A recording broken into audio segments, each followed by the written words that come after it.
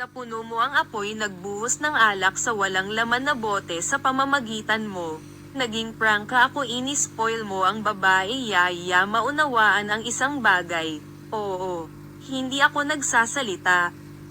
Nagbabasa gamit ang mga mata. Oo. Nakaupo sa tuktok ng laro. Oo.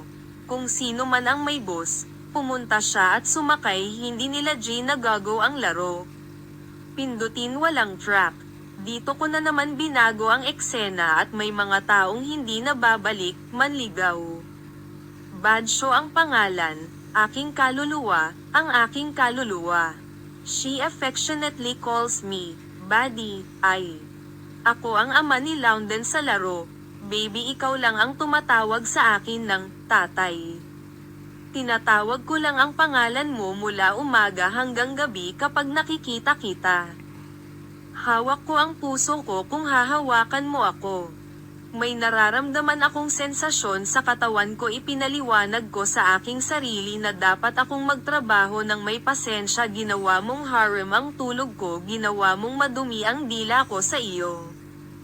Ako ay napaka-prangka, ini-spoil mo ang babae, daliri ng isang tao, oo.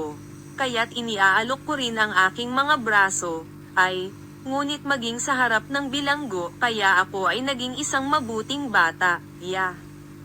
Lumilipad ang balita. Walang stress. Hindi. Quarter ng laro papunta sa susunod. Ang eroplano ay pribado. Ang buhay ay pinagpala. Oo. Laro sa aking kamao. Pindutin ang oras. Oh, bad boy siya. Ano naramdaman mo sa bus mo? Hindi. Ngumiti ako ng ganyan, walang work home simula nung 9 love sa akin.